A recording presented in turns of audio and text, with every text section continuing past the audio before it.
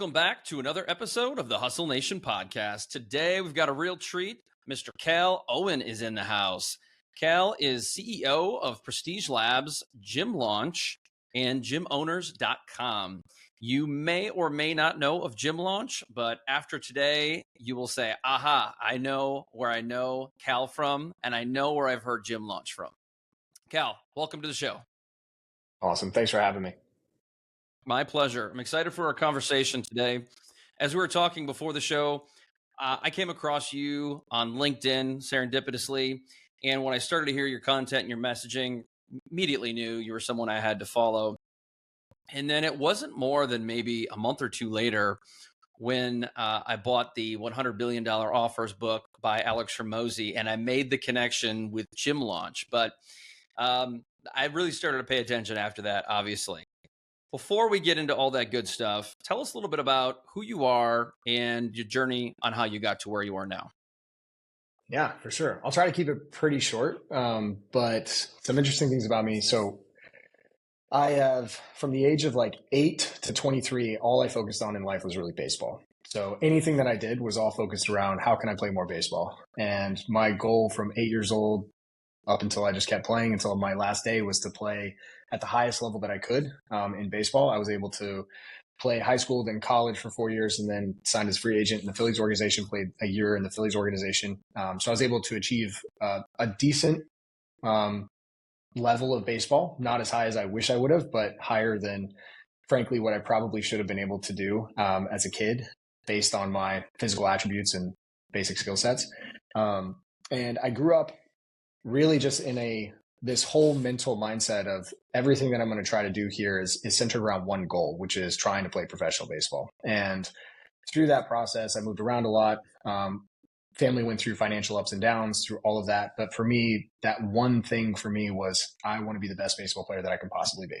And going through that, you have your ups and downs in sports. You have your good seasons, your bad seasons. You have your good coaches, your bad coaches.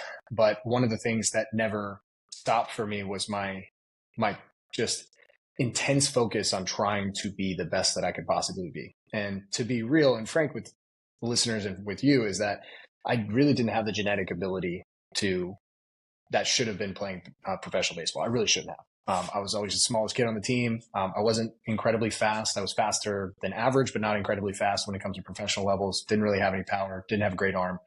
So for me to be able to play at that level, it took a lot of work. It took a ton of time spent on my own and with other teammates and coaches and just getting better. And throughout that process, I learned that, with the right model, the right training model and the right focus and the right sacrifice, that you can achieve extremely high levels in whatever you want to achieve. And post doing that, I got into owning a gym and then left that gym to then start another gym across the state in Florida.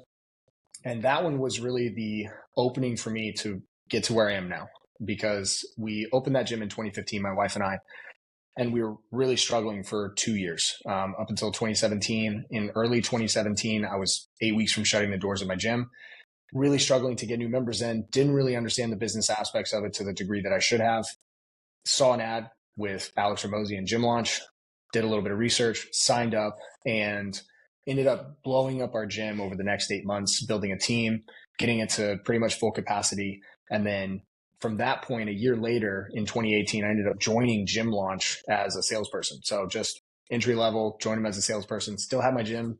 My wife was running it and just wanted to be a part of the Gym Launch culture and the company and help more gym owners out there in the world. And then that kind of started my path to really where I am today as the CEO, which I laugh and joke about me being here as like last man standing, because I went from salesperson to sales manager to coaching manager to GM to now CEO. And it's an interesting way that that's happened. But one of the same thing that helped me through baseball and be able to get to where I was are the same attributes and characteristics and mindset that were able to help me get to where I am now, which is an intense focus, not an intense focus on me trying to be CEO, but an intense focus on me being the best leader and the best person that I can be within this company to help drive the most amount of value. And also with this intense desire to learn as much as I possibly can. Coupling that with an intense work ethic is what I believe one of the reasons why I'm here. Um, and that kind of brings us up to speed. There's a lot more in all of that, but that's kind of got me to where I am now. That's an incredible story. I love every bit of that. A couple takeaways for me with everything you said there was mindset, and then at the end, you basically capped it with which was your work ethic. And I think that for so much of us, we give up because we don't have the work ethic or the mindset either. And I think those two go hand in hand. But what's really interesting toward the beginning of that story is you said um, you didn't think you should have made it as far as you did, making it to the major league. So, what is the percentage of people that even get as far as you did? Because there are millions of people, I would argue, that would kill just to say, I sniffed single A baseball.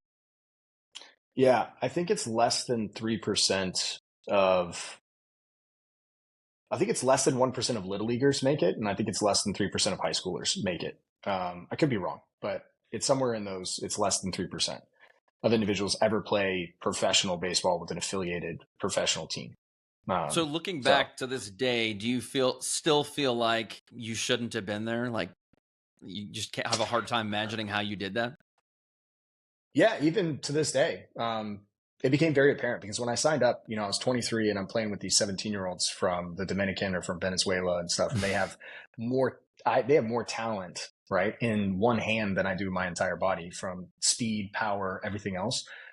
What I had over them was more experience playing, but also I knew how to play the game. I knew how to coach the game. I knew how the game worked. So that helped me a lot. But, when you're 23 and it's a business and you got 17-year-olds, it just doesn't make sense. Like, I have to outperform everyone because they have a higher potential than me, period. So, and when you don't outperform everyone proportionally to the age, then it's very easy to cut those individuals. So, yeah, Yeah. I, So you I still really became believe a no, I still believe that I shouldn't have even gotten there, but I did. So It's amazing. But I think to get to that point, though, also you have to be a student of the game, which goes to point out your work ethic and the time that you put into not only the on the field, but the off the field, the training, being coachable, and all those amazing things. And I'm sure that all of that knowledge and experience that you gained along the way through baseball, training, weightlifting, off-season programs, that must have led you into creating a gym. And I'm really curious to look into that next chapter of your life. What was it that got you into the gym business? yeah, so when I was 13, I realized that I needed to get a lot bigger and a lot stronger and a lot faster. I was great. I was fortunate enough to have people around me that spoke truth into my life and into my goals. And they didn't coddle me, and they told me, if you're going to make it, this is how you're going to have to do it. You're going to have to outwork everyone. You're going to have to be in better shape than everyone. You're going to have to maximize your potential physically, and you're going to have to know the game better. So these are the parts of the things that you're going to have to do. And I was thankfully not arrogant enough at that age to listen. So I actually listened to them and then started implementing what they told me. And at 13, I really fell in love with strength and conditioning, trying to see how I could maximize my potential as an athlete on the baseball field. And that carried on through high school and college and into pro ball. And then I really in college, I was like, if I don't play baseball or when I'm done with baseball, I'd love to train people. I'd love to impart the knowledge that I've gained over this time, this short amount of time, and then learn more about this and help as many people as possible. And that led into starting the gym afterwards, which was really my passion coming out of baseball was definitely more on the athlete side, the performance side, rather than the general population, weight loss training or anything like that. However, over time, it quickly changed into I really enjoy helping Susie, who's a mom of three and has a job and wants to lose 30 pounds. And the impact that has when I help her lose 30 pounds is insane because it doesn't just impact her, it impacts her kids, it impacts their entire family, it impacts her friends, her family, all the people around her, because now she's able to show up more confident as a better mom, as a better wife, better employee, better business owner, whatever it is. So over time, that transitioned into that. But yeah, that was the catalyst for me, is really just my own journey. That's phenomenal story. Thank you for sharing that. Now, the gym business is pretty intriguing to me. Growing up, being someone that was always kind of somewhat into fitness, I was never the athlete you were, but I've been around a lot of different gyms, both locally owned and big box gyms like LA Fitness, and I've seen a lot of different business models. But what is it? that makes that business and that industry so difficult if you're not maybe a part of the gym launch program? Why do so many gyms fail? And I hear this a lot listening to different podcasts. Yeah, I think the core concept of this is that fitness in and of itself is seen as a commodity.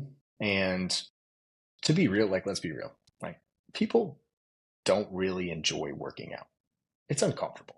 Like, Most, it's yeah. most, right? Like, most people, they, to be real. So if we just came out with, if Gym Launch released or Prestige Labs released a new supplement or a new drug came on the market where you could take this pill and get all of the benefits, including the endorphins, all the physical benefits, the mental benefits of everything without working out, and all you had to do was take this pill every day for the rest of your life, and you would be in your personal peak optimal shape. Maybe not like stage ready or show ready like a bodybuilder or anything like that, but for your body type, you'd be in a good spot.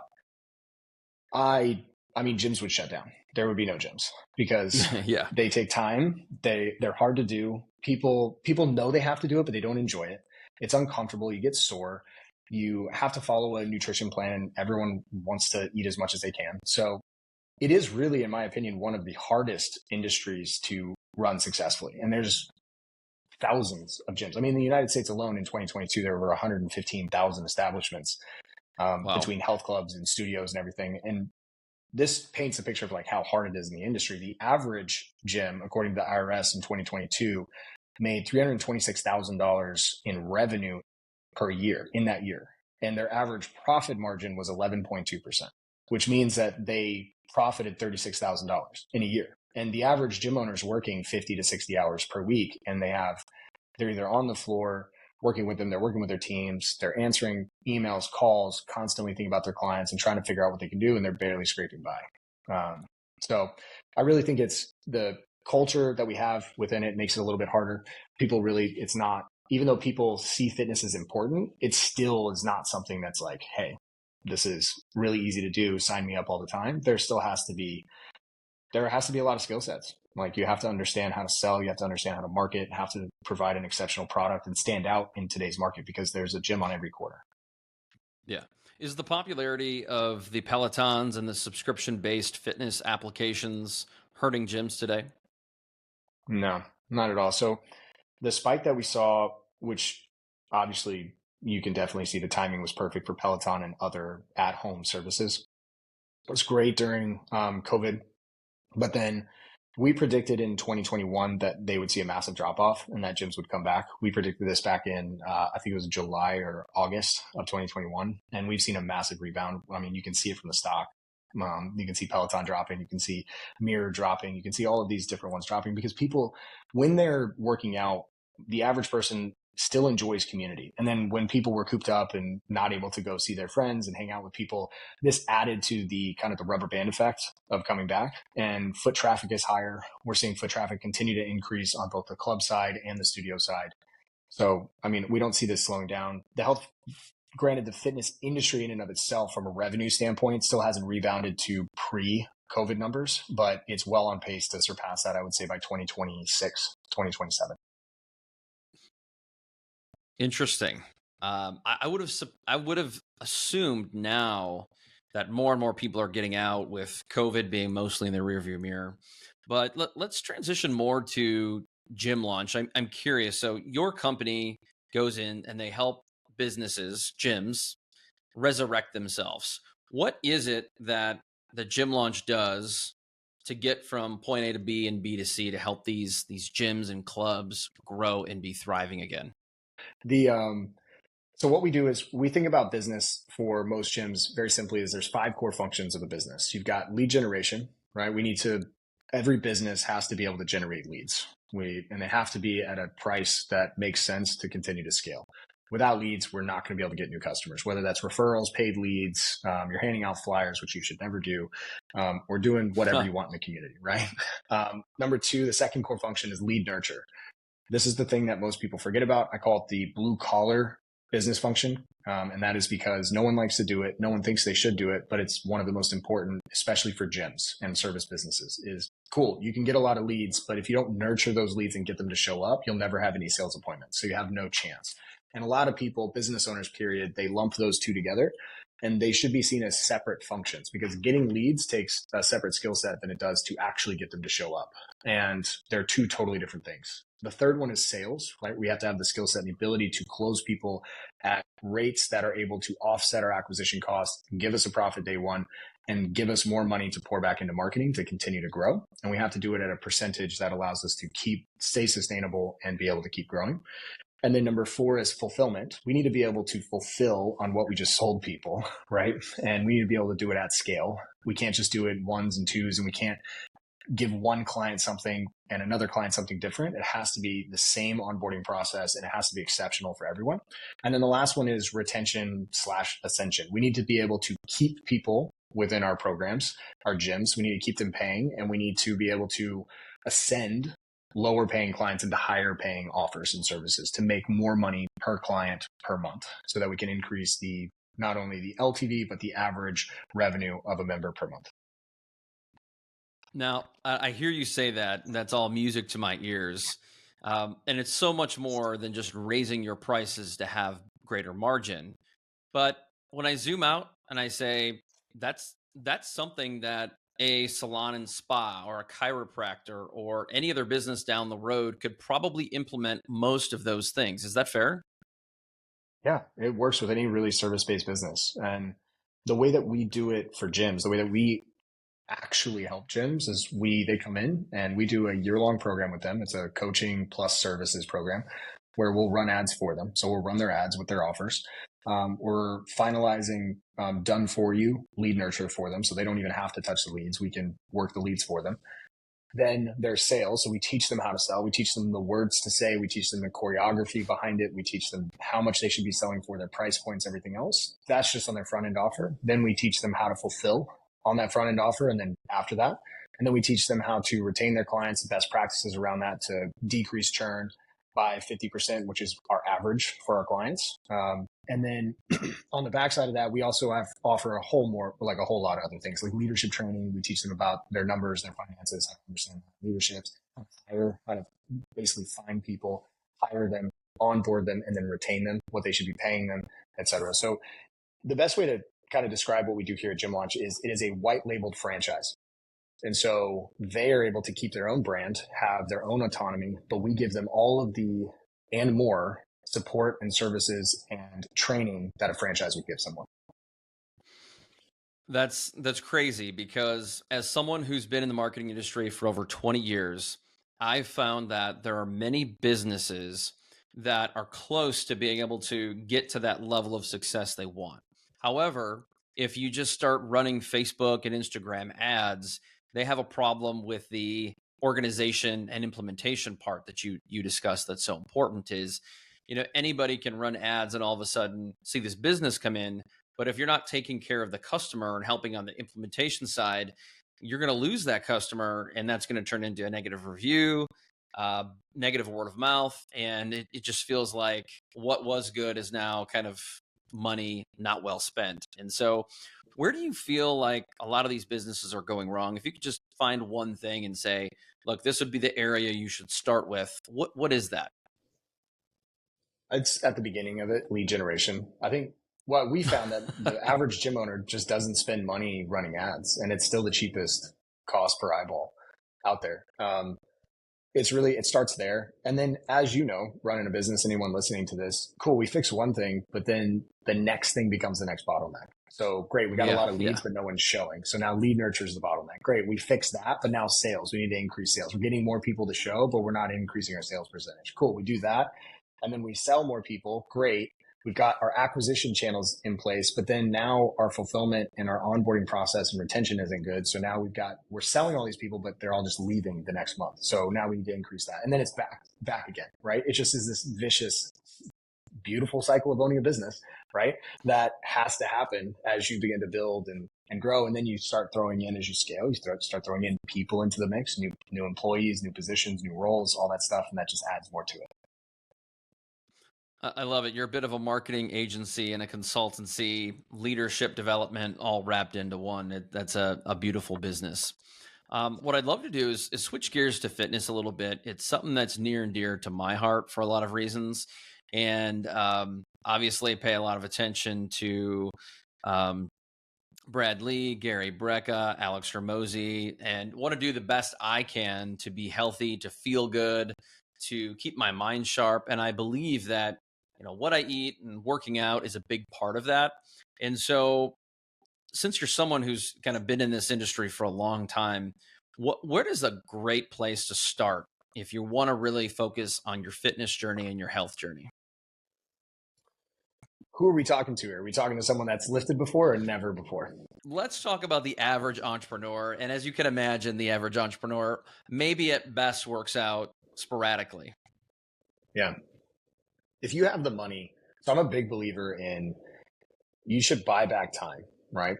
Yes. And especially as a business owner, because really, let's be real, your fitness, the whole point of being fit is to help you play the game of life and business longer and better and with a higher quality. That's the whole point. So if you think about it, okay, what's the game I'm trying to play?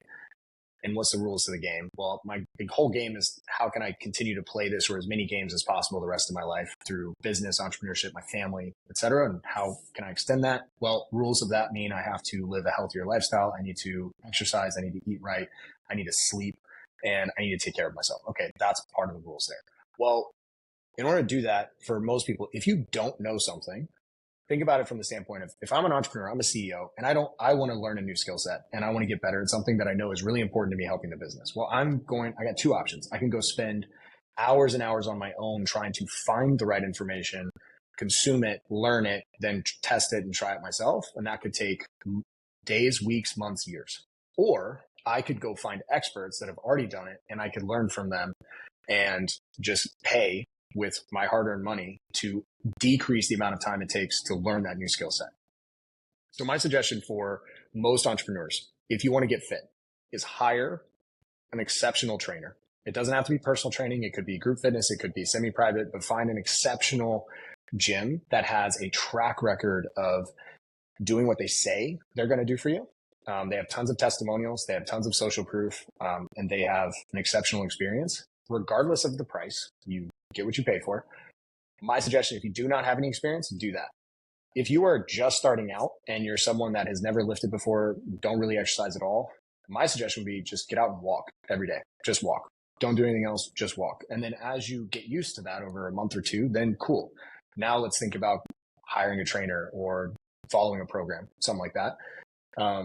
I do think for the entrepreneur, it's really protecting your time and your basically your mental capacity. So if we can decrease every day the amount of unimportant decisions that we have to make as entrepreneurs, the better we're going to be able to show up for our business and our team. And one of those unimportant things could be picking out what I'm going to wear today, right? That's an unimportant decision. How can I decrease that? Another one would be, what am I having for lunch? Well, what if you just ate the same thing every single day because you're trying to cut your calories and you're trying to lose weight? Well, cool. Just eat the same thing every single day. You never have to think about it. You never have to worry about it. You never have to waste time going out to lunch. It's already set. You save money. And then same thing of if you're trying to work out, if you hire a trainer, you never have to worry about what's my workout going to be today? What's my progress? Am I doing the right thing? Am I moving correctly? You don't have to do that. All you have to do is show up, listen, put in the work, and you're going to get better results. So that's my take on it. It's different, I think, than most people. I think most people would be like, nah, go out and try it and do it on your own. But realistically, for most entrepreneurs, you're just wasting your time when you could be spending it on your business and getting a bigger bang for your time and your money. Well, I think you're absolutely right on that for a couple reasons, and I can speak from experiences. During the pandemic, I bought a Peloton. I was active. I was doing a little bit of weight training in my basement, and I did that for 2 years straight. And while I can say I wasn't putting on the COVID-15 as a lot of my friends did, I maintained what I had. Right, probably wasn't eating as well. Probably was drinking more things that were kind of putting on weight but also doing things to kind of maintain so I wasn't gaining. And I would say that I don't know that it changed my physique at all. And I would have expected walking, running, lifting would do that.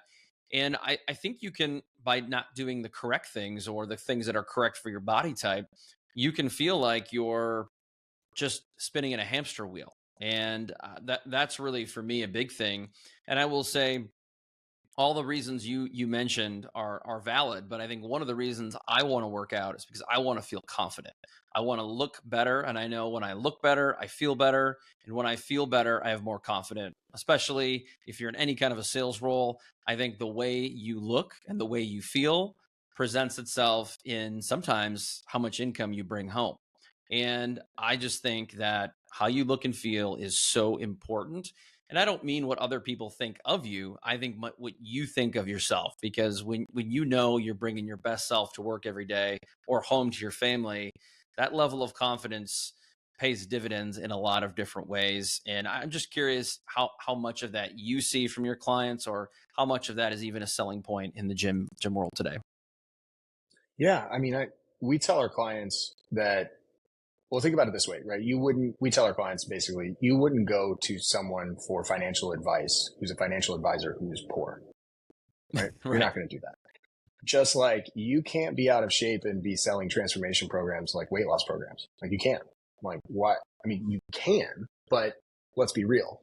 Good Why luck. your closing percentage is going to be lower. It's going to be much harder because they see you and they're like, you're not actually fit. So why would I buy from you? So I think it's very important for gym owners. And it's really interesting. I face this. Thankfully, I've always been smaller anyway. So it's really just a matter of how much muscle or little muscle I would have.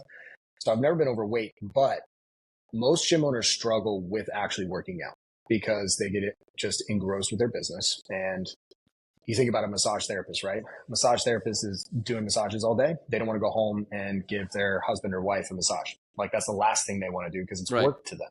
It's the same thing with gym owners. They're in the gym all day and it's very easy to say, I'll get it tomorrow. I'll get it tomorrow. I'll get it tomorrow. I got this thing. But I will say this for myself personally, and for so many gym owners that I've seen and business owners, period, that when I prioritized my workouts, when I prioritized my health and really set goals around that and became more competitive with myself, not other people, but with myself to try to improve that, that's when I really became a better leader. I became a better salesperson, a better father, a better husband, and genuinely made way more money when I started taking it seriously. I totally believe that, and I'm now that I'm kind of feeling that same thing. I'm hearing other podcasters and influencers say that as well. But I also think, kind of switching gears a little bit, a big part of it, not all of it, but a part of it is what you put into your body, is the nutrition side of things. And I've tried hard since I've had some health issues in the past to really crack down on not eating junk food, heavy in protein. And I'm still learning every single day, but I look at these labels and I find all kinds of crazy ingredients in some of the favorite things I like to eat. So, what is some of your advice to those same people you're talking about with these workout programs? What's the advice for the nutritional side of things? Because I think even if you're not working out, us entrepreneurs can benefit from eating better. I think you'll be more alert, more energy. What we put into our body is so impactful for the output that's happening every single day when we sit down to work. Yeah. I hate to oversimplify it because everyone oversimplifies it. Because yes, it's simple, but for most people, execution is everything. Just like in a business, I can give you a simple For strategic sure. business plan, but if you don't execute it, it doesn't matter. But for everyone, it's really, you need the best thing that's going to help you the most if you're trying to get in better shape is to make sure that you're eating enough protein. And for guys, to be real, most guys don't eat enough protein. If you truly are trying to change your body composition, you should be eating, in my opinion, and this differs between different people, but somewhere around your body weight in grams, or around just somewhere in there. And there's two benefits to this. Number one is and lean meats, not fatty meats, lean meats. They're going to be less in calories. They're also going to fill you up. So you're not going to be as hungry as you eat that protein. Now you can stretch it out however you want over the course of the day. You're still going to want some carbohydrates depending on how you prefer those. Cause some people, right, breads and gluten is not something that for them, but for others, right, you're good to go. But just keep those in moderation and really think of like, how is this food going to serve me? And the best way to do this from a mental standpoint is to get away from seeing food as a coping mechanism or as a reward and start seeing food as just really just another thing that I have to do. It's just another check mark. And This sounds terrible for a lot of people. You might be listening to this and you might be like, but food is the most enjoyable thing for me. I get it. I love going out, having an incredible steak, having a side of potatoes, having some bread, and then having dessert. It's exceptional. The thing is like over time, if that is the primary amount, if that is what I'm eating and that's the volume that I'm eating, over time, it's going to catch up to me. And it may not be today, it may not be next week, but I guarantee you in a year, I'm going to be adding some pounds. So the goal here is really think about it from a standpoint of how can I make better decisions today and keep making those better decisions every day? Because yes, I'm not going to see the results. And this is why people fall off, right? They want to see results really fast. They want to feel better immediately. They want to lose weight. They want to have a 6-pack in 2 days. It's just not going to happen. And just like a business isn't built overnight, it's going to take time. And so if I take that same approach to it and push off the expectation of results and just be like, I'm just going to dive into the process today. I'm going to eat what's right in front of me. I'm going to do this. I'm going to get back to work. Eat, go back to work, eat, go back to work. And just consistently, when you look in the mirror 6 months from now, you're going to be a completely different person. Right. And a lot of that comes from just making the right choices, more protein, control the types of carbs that you're having, and carbs are not bad. Eat what you want, right? Just control the calories, and your fats are going to be from everything. So make sure you eat your veggies and all that stuff. Again, I'm not a dietitian. I'm not someone that's going to be out there saying that I am, and that I know all the ins and outs. And, but at the end of the day, it's just making better choices. And I will say this, I think the average American and human, but Americans especially, eats way more than what we actually need. Like way more. Like you really don't need a lot to actually move. It's way less than what most people think. Interesting. See, I feel like I have to eat more to get to that level of protein. I feel like that's the only way to get to 180 grams of protein is to just stuff my face and eat multiple times a day. But I'm big on intermittent fasting. I think for me, it's been huge. It'd be something I'd recommend other people have, especially those who are battling any kind of like indigestion, heartburn. It's basically eliminated that completely for me. And the hard part though is by eliminating one meal, which for me is breakfast, you eliminate a good chunk of protein and calories that you might normally get. And so finding ways to be creative on how you're going to get those calories and get those grams of protein. Uh, I want to move on though from the fitness side of things and move back a little bit to business. And I want to hear this story about how you and Alex Ramosi got connected. Yeah. So we got connected first as clients. So I think I was like the, 13th or 16th person to sign up for Gym Launch back in 2017.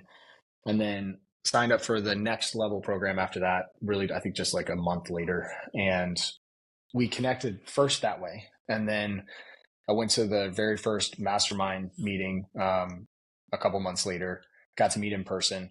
And that was really it. Besides that, we didn't really have any back and forth or anything. Obviously, I was all in. And if he needed anything from me, we'd message back and forth, but not a ton there. And then I got started as a salesperson because I saw an ad that they had placed saying that they're hiring salespeople. And I reached out to him and I was like, hey, I'll do this for free, because I was so into it. I was just like, I'll do it for free. Just send me the deck and I'll sell people for you. This whole time, by the way, I had a 9 to 5 and still running the business. So I was working another job and with a marketing agency doing sales for them and account management. And I was just like, hey, I'll do it on the side. And he was like, I'm looking for a full-time person. And I was like, well, what does that entail? So we went through all that stuff, went through the interview process, got hired, and really didn't spend a lot of time with Alex up until the point where I became, I would say, really coaching manager. When I became coaching manager is when I spent a little bit more time towards the end of that. And because, we had a lot of people in the organization, and getting to him, we wanted to make sure that we protected his time and his attention. So it's not like he had an open door policy and everyone could get there. But when I became coaching manager, spent a little bit more time. And then when I moved to general manager, that's when, and that was in 2020. So that was January 2020, 2 months before everything just shut down. We had to adjust everything. When I became GM, that's when we started spending a ton of time together. And that's when we became a lot closer. And we spent, hours together. And I got to sit and learn from him and learn so many different things. And I was learning from afar before in the roles that I was, watching how he showed up to meetings. What questions was he asking? How was he thinking about this? Why did he go this strategy? And things like that. And he would ask my opinion on things up until that point. But when I became GM, that's when we spent a ton of time together. And I mean, I would say he's one of my best friends to this day, easily. So we still talk multiple times a week, and he's just an incredible human being. You can just tell in consuming his content on social media. At what point in that journey did he write his first book, $100 billion Offers? Well, he wrote his first book, Gym Launch Secrets, actually. That was his first Oh, book. that's right. So that was his first book. He released that, I believe, in 2019 or 2018. I think it was 2019. I could be wrong, but 2018 or 2019, he wrote his first book there. And then he wrote $100 million offers. I can't remember. I remember him working through it, but I think it was after the sale is when he launched it, or right before the sale. I can't remember. Um, I think it was before the sale, which happened. We sold, so we're owned by majority ownership by a private equity company called American Pacific Group. They bought us majority ownership in December of 2021, and I can't remember whether or not he released it before that or after, but sometime around there. And how did that change business? Because right around that time was when he started to come to the surface level for a lot of people not in the gym industry.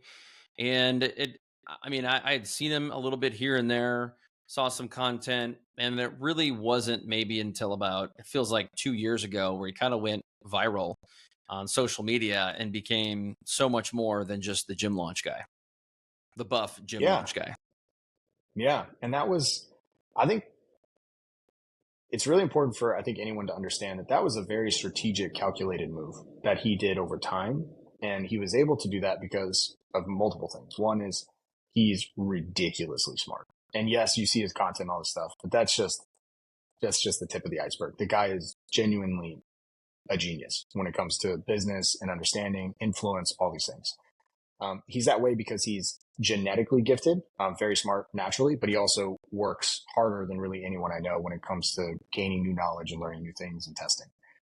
And this was something that was the plan really when I became GM, was to give him back time.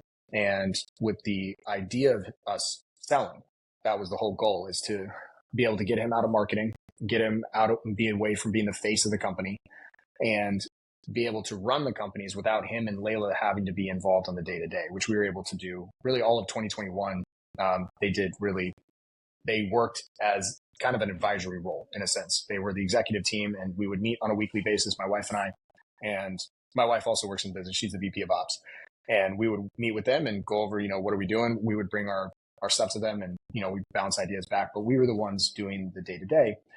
And during that time, he was trying to figure out, what are we going to do next, Alex and Layla? And they came to the realization, they want to do acquisition.com, and he was writing books, and he wants to educate and make business education accessible to everyone, which is acquisition.com's goal and his goal as well. And that's when I started seeing him put way more generic business content out there. It was really, I would say 2020, but really into 2021 is when he started really hitting that hard. And he approached it very clinically. He approached it from the standpoint of, okay, eyeballs, brand. If I can do this, I need to think about the platforms in which I'm going to use, and I need to go in and I need to master each of those platforms. So first, he had been on Facebook and Instagram, so he was doing those. So he did learn how to do and worked with teams and to get better at reels and short form content. But then long form content, he saw that as, and he rightfully saw it as, the long-term ability to educate people at scale and to build an even stronger brand. And that's where he dove headfirst into learning how to be way better at long form content, consistently put it out, paid people lots of money to learn from them, spent his own time testing and doing that. And now that's where he is now. I mean, he's blown up across the board, but that's not from chance. It's not from anything else. I mean, it was him every day and his team and Layla putting in the work every day to get better and put out as much valuable content as they possibly can. And I think there's a lot of lesson learned in everything you just said right there, where, the same process that he and Layla did in trying to get out of the day-to-day operations is the same thing you're trying to do for your clients at Gym Launch, is get them out of the day-to-day to work on the business, not in the business. And I think that is one of those things that just habitually happens, leads to burnout, and leads us to either a failing business or getting out of the business, which is really unfortunate. And then the other thing there that I think anyone listening to this podcast today can take from is content. I mean, so many of us are just purely afraid to get in front of the camera. We're afraid to create content when in actuality, it's the video content that the platforms want, and it's the video content that the consumers want. And when you have a history of doing it for years, like Alex did, and like you've been doing, you start to build an audience. But the downside is the patience, right? I mean, just like when your fitness journey and your health journey, to see significant results can take a year or more, right? Yeah, absolutely. It takes way longer than what most people think. And yeah, it's the same mindset. Just take the same mindset. Extend the time horizon. Alex likes to talk about, right? Extend the time horizon and just think, cool, if I do this every day for the next 10 years, it's unreasonable for me to not be successful and to not have a brand built. So just extend it. And it's like, cool. So I'm 35 right now. And I'd be pretty stoked if I'm 45 and I have 1 million followers on Instagram and 500,000 on TikTok and I've got 500,000 subscribers on YouTube. That'd be great. As long as I'm putting out the type of value that they want and that's actually making an impact in the world, that'd be amazing. I'd be totally happy with that in 10 years. It might happen sooner. But when we strip away that expectation of I have to get these fast results, it allows you to focus on the process today and to do it right. Love that. Good way to finish that up. Last question before we wrap things up is I'd love to hear what is one of the biggest bits of information that Alex likes to give out. What is something within the walls of Gym Launch that is a big Alex Hormozy-ism? Oh man, there's so many. There's so Maybe many. one that people don't know who have read his book. He's pretty open about a lot of the stuff. I think if I was going to give anything there's so many that have helped me because I've spent so much time and they've become almost a part of me. But the lesson that I learned the most from him was that everyone can decrease the amount of time it takes to get things done. So the way he thinks about it is power. He talks about this before, but power is really true power is being able to take a thought and turn it into action or a result, right? And your level of power is how fast you can take that thought and make it reality, right? So like a king or an emperor or a dictator or someone thinks something, they can have it done quickly. Like when we think about power, they're like, I want to build this. Great. Everyone's going to follow through and do everything that they possibly can to make that happen.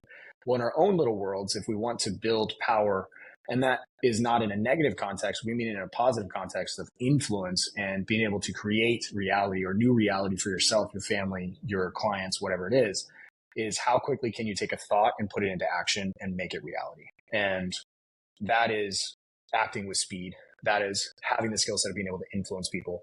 That is being able to communicate clearly, both verbally and through written word. So I think that's a lesson for me that's really stuck with me and something that I think about consistently. Even every week, I think about it in terms of our business, how I act, how I show up for our teams and for our clients. Boom. That's a huge takeaway. Love that. So much inspiration there. Cale, before I let you go, tell the audience a little bit more about what you have going on, Gym Launch, Prestige Labs, whatever you like. Yeah, sweet. So yeah, Gym Launch is continuing to grow. We help gym owners be able to reach more people, change more lives, and build wildly profitable businesses. I work with health clubs, boutiques, still growing on that side. Prestige Labs is an affiliate-based supplement company that we have that's really there to serve gym owners, to allow them to have the opportunity to provide exceptional products for their clients and be able to be paid handsomely for it. We paid out over $20 million in commissions since 2018 to our affiliates. Damn. And we pay out the highest percentage of commissions than anyone else in the space, period. And then gymowners.com is a tech startup. We are rebuilding the CRM space for gyms. We're taking what we've learned from working with over 5,000 gyms on the ground floor with them in their business and understanding all the tech problems that they have. And we are from scratch rebuilding a much simpler, much better way to run a business through technology. So we have that coming. That'll launch in Q3 of next year, which we're super excited about. And that's where it's at. If you want to keep up to date with all that stuff, you can go to gymlaunch.com. We have prestigelabs.com, and then we also have gymowners.com. And where can they find you? You can find me at Cale Owen across pretty much any of the social platforms, Instagram, TikTok, YouTube, LinkedIn. You can find me on all of those. Hopefully we provide you some value. Have a podcast with my wife that I really enjoy doing called Cookies and Coffee Podcast, where we talk about marriages and entrepreneurship together. So what it's like to be married and working together. So if there's anybody listening to this that is married, I highly suggest listening to that. We tell our story and we talk about things that work for us and experiences.